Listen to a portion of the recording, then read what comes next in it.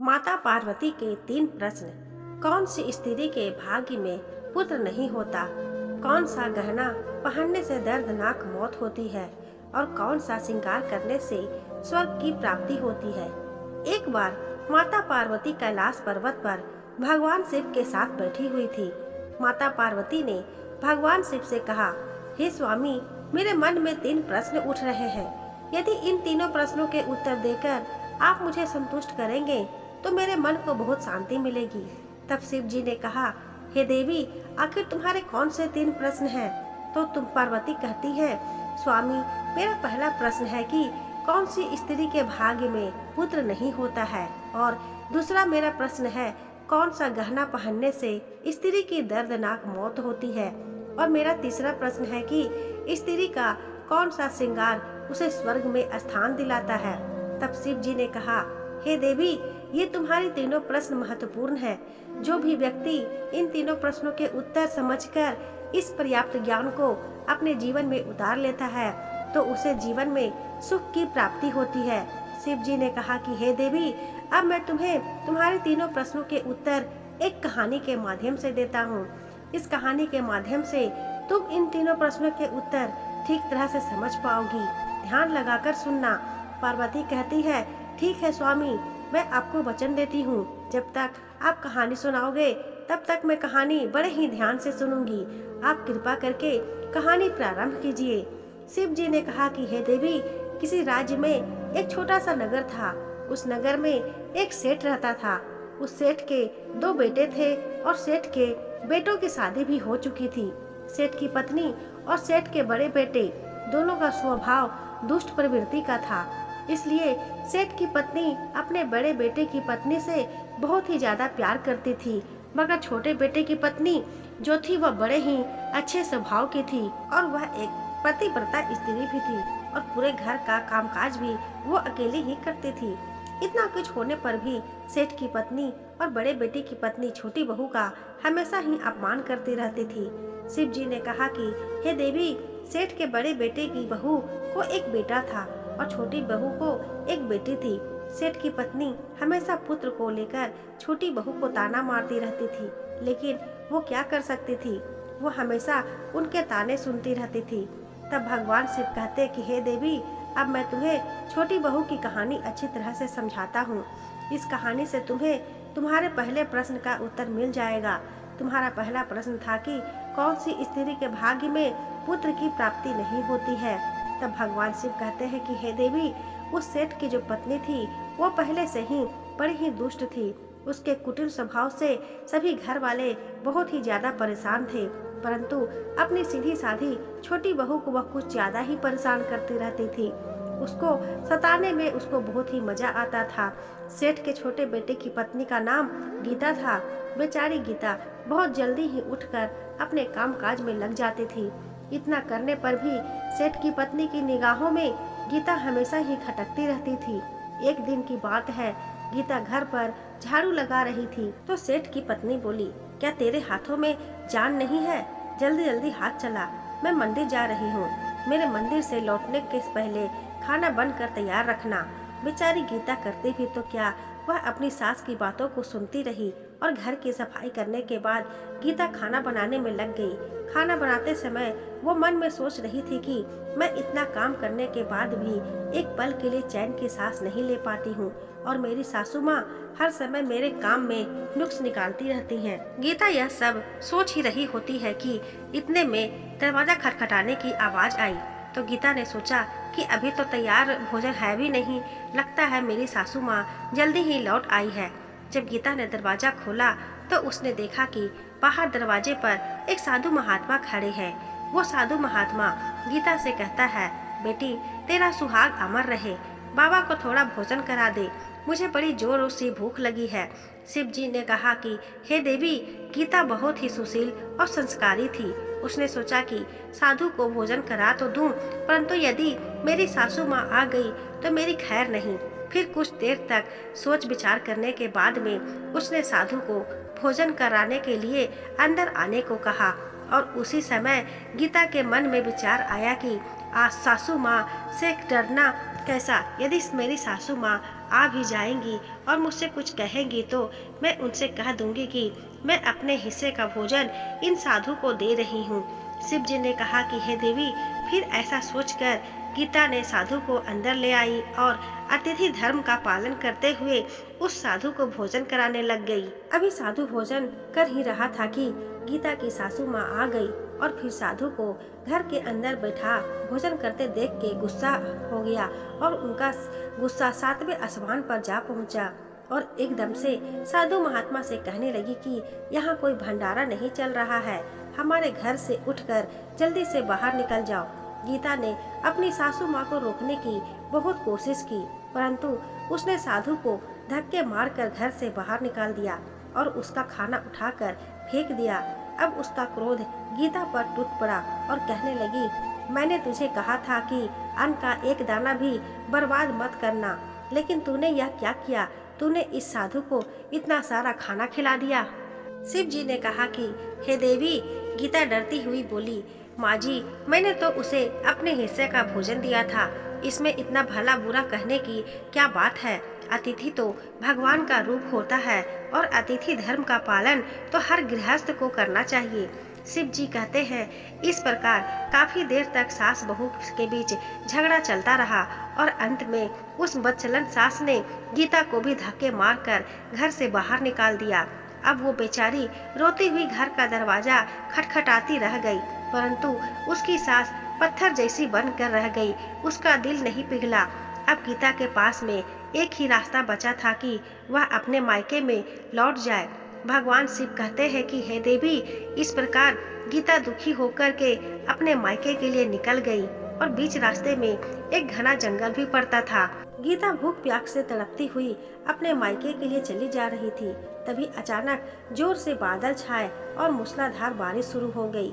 भगवान शिव कहते हैं कि हे देवी, बारिश से बचने के लिए गीता ने एक पेड़ की शरण ली, लेकिन बरसात का वेग इतना तेज था कि बचना मुश्किल हो गया था।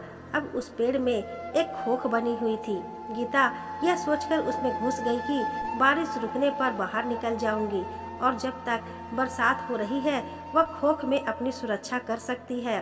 भगवान शिव कहते हैं, हे देवी, जब गीता उस पेड़ की खोख में घुसी तो उस खोख के अंदर उसे एक साधु मिले। साधु ने कहा कि बेटी, रोना धोना बंद कर दो। मुझे मालूम है कि तुम्हारे ससुराल वाले तुम्हारा अनादर इसलिए करते हैं कि वे बड़े दुष्ट पवित्र के हैं और तुम्हें ताने इसलिए मारते हैं कि तुम्हारी जेठानी को पुत्र की प्राप्ति हो गई है और तुम्हें अभी तक पुत्र की प्राप्ति नहीं हुई है, इसलिए तुम चिंता मत करो। मैं तुम्हें यह कागज देता हूँ। इस कागज में जो उपाय लिखा है उसे पूरी निष्ठा से करना और फिर तुम्हें एक गुणवान पुत्र की प्राप्ति होगी। इस प्रकार वो साधु महात्मा कागज देकर वहाँ से अंतर ध्यान हो गए। उधर जब बरसात बंद हो गई तो गीता को ढूंढता हुआ उसका पति वहाँ पर पहुँच गया और फिर गीता मायके न जाकर उस जंगल में एक झोपड़ी बनाकर रहने लगी। भगवान शिव कहते हैं कि हे देवी पार्वती, एक दिन की बात है, गीता को पुत्र का ख्याल आया और सोचने लगी कि यदि मेरे भी एक पुत्र होता तो ससुराल में मेरी भी इज्जत होती। वह ऐसा सोच ही रही थी कि उस साधु का दिया हुआ कागज याद आ गया और जब गीता ने पुत्र प्राप्ति के लिए उस कागज को खोलकर पढ़ा तो उसमें लिखा था, बेटी, पुत्र प्राप्ति के लिए हमेशा स्त्री को रात्रि के समय पुरुष के बाईं तरफ सोना चाहिए। ऐसा करने से कुछ समय के बाद में बाईं करवट लेने से नाक का दायां स्वर और दाहिनी करवट लेने से नाक का बायां स्वर चालू हो जाता है और फिर जब भी पुत्र की प्राप्ति इच्छा हो तो उस स्थिति में मिलन से पहले यह निश्चित कर लेना चाहिए कि पुरुष का दायां स्वर चलने लगे और स्त्री का बायां स्वर चलने लगे। उसी समय गर्भ धारण किया जाना चाहिए। ऐसा करने से निश्चित ही पुत्र की प्राप्ति होती है और इसके विपरीत स्वर चलने से पुत्री की प्राप्ति होती है। कागज में आगे लिखा था कि मासिक धर्म शुरू होने के प्रथम 4 दिन में मिलन से पुरुष रोग होता है। 5वीं रात्रि में मिलन से पुत्री की प्राप्ति होती है। 6ठी रात्रि में मिलन से पुत्र की प्राप्ति होती है। 7वीं रात्रि में मिलन से वंध्या पुत्री की प्राप्ति होती है। 8वीं रात्रि में मिलन से ऐश्वर्यशाली पुत्र प्राप्त होता है। 9वीं रात्रि में मिलन से ऐश्वर्यशाली पुत्री की प्राप्ति होती है। 10वीं रात्रि में मिलन से अति श्रेष्ठ पुत्र प्राप्त होता है। 11वीं रात्रि में मिलन से अच्छे संस्कार वाली पुत्री की प्राप्ति होती है। इसके बाद भगवान शिव कहते हैं कि हे देवी पार्वती, इस प्रकार गीता ने 10वीं रात अपने पति से मिलन करके गर्भ धारण किया। अब सुबह स्नान आदि से निवृत्त होकर पूजा पाठ करके गीता का पति लकड़ी काटने के लिए चला गया। उसके पति के जाने के बाद तूफान आया और गीता की झोपड़ी उस तूफान में उड़ गई और बरसात होने लगी। और फिर गीता बरसात से बचने के लिए एक पेड़ पर पता लिखती है। यह पता उसी खोख का था जिस खोख में गीता बरसात से बचने के लिए पहले छुपी थी। गीता ने पेड़ के ऊपर पता इसलिए लिखा था क्योंकि जब उसका पति लकड़ी लेकर वापस आएगा तो पेड़ पर पता लिखा हुआ देखकर उसी खोख में बरसात से बचने के लिए चला जाएगा। भगवान शिव कहते हैं कि हे देवी पार्वती, उधर गीता का खोख उसी खोख में जाकर छुप जाती है और जो उस पेड़ के अंदर बनी हुई थी, उस पेड़ के पास में 2 प्रेत आत्माओं का निवास स्थान था। गीता बरसात से बचने के लिए उस खोख में छुपी हुई थी और उधर वह दोनों प्रेत आत्माएं बरसात से परेशान होकर उसी पेड़ की तरफ चली आ रही थी। फिर उस पेड़ के नीचे आकर के एक प्रेत आत्मा कहने लगी, अब तो चला भी नहीं जा रहा, वरना मन तो कर रहा था कि मानिक टापू पर चले। तभी दूसरी आत्मा बोलती है, इसमें हमारे लिए कौन सी बड़ी बात है, यह पेड़ हमें अभी उड़ा करके अभी वहाँ पर पहुँचा देगा जहाँ मानिक मोती का टापू है। ऐसा कह कर के वे दोनों प्रेत आत्माएं पेड़ के ऊपर बैठ गए और वो पेड़ अचानक से उड़ने लगा और उधर गीता को खोख में घुसते ही थकान की वजह से नींद आ गई। लेकिन पेड़ के उड़ने से लगने वाले झटके से गीता की नींद खुल गई और पेड़ को उड़ता हुआ देखकर वह अचानक से घबरा गई। और गीता ने पेड़ की खोख से बाहर देखा तो पेड़ के ऊपर 2 प्रेत आत्माएं थीं। इसलिए गीता ने परिस्थिति के साथ समझौता किया और सोचा कि जो होगा वो अच्छा ही होगा। फिर कुछ देर के बाद वो पेड़ मानिक टापू पर जा पहुंचा और नीचे उतर गया। उधर वे दोनों प्रेत आत्माओं को भूख लग रही थी, इसलिए वो दोनों शिकार की तलाश में निकल गईं। भगवान शिव कहते हैं कि हे देवी पार्वती, उन दोनों प्रेत आत्माओं के जाने के बाद गीता खोख में बाहर निकली और उसने चैन की सांस ली। अब जैसे ही गीता ने मानिक टापू पर फैली रेत को देखा तो एकदम से आश्चर्यचकित हो गई। वो रेत चमक रही थी और जैसे ही गीता ने रेत को हाथ में उठाया तो खुशी से झूम उठी, अरे यह तो मानिक मोती की रेत है। और फिर गीता ने अपनी ओढ़नी के पल्लू में 4-5 किलो रेत बांध ली और जल्दी से आकर के उस पेड़ की खोख में छिप गई। भगवान शिव कहते हैं कि हे देवी पार्वती, इधर गीता का उस खोख में जाना हुआ और उधर से वे दोनों प्रेत आत्माएं पेड़ पर वापस आ गईं और आकर के वापस कहने लगी, आज तो भर पेट भोजन मिल गया, अब चलो वापस वहीं लौट चलते हैं जहाँ से हम आए थे। और फिर इस प्रकार थोड़ी ही देर में वो पेड़ उड़ करके उस पेड़ की खोख में छिप गई। भगवान शिव कहते हैं कि हे देवी पार्वती, इधर गीता का खोख में जाना हुआ और उधर से वे दोनों प्रेत आत्माएं पेड़ पर वापस आ गई और आकर के आपस में कहने लगी, आज तो भर पेट भोजन मिल गया, अब चलो वापस वहीं चलते हैं जहाँ से हम आए थे। और फिर इस प्रकार थोड़ी ही देर में वो पेड़ उड़कर उसी जगह पर पहुँच गया। भगवान शिव कहते हैं कि हे देवी पार्वती, गीता उसी खोख में घुसी रही जब तक कि वो दोनों प्रेत आत्माएं उस पेड़ से चली नहीं गई।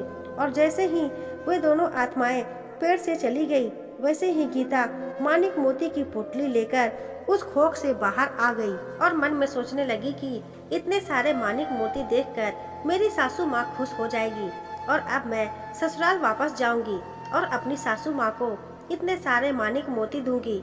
फिर वो मुझसे कभी भी लड़ाई झगड़ा नहीं करेंगी और मुझसे प्यार करने लगेगी। भगवान शिव कहते हैं कि हे देवी, इधर गीता ऐसा सोच रही थी, तब तक गीता का पति गीता को ढूंढता हुआ उस पेड़ की तरफ आ जाता है और गीता अपने पति को सारी घटना बताती है और अपने पति के साथ वापस अपने ससुराल के घर पहुंच जाती है और उसे मानिक मोती कैसे प्राप्त हुए वो सारी कहानी अपनी सासू माँ को बता देती है। भगवान शिव कहते हैं कि मानिक मोती लेने के बाद गीता की सास एकदम से क्रोधित होकर के बोली, तू थोड़े से मानिक मोती लेकर के क्यों आई? वहाँ पर जितने भी मोती थे वो सब लेकर आना चाहिए था।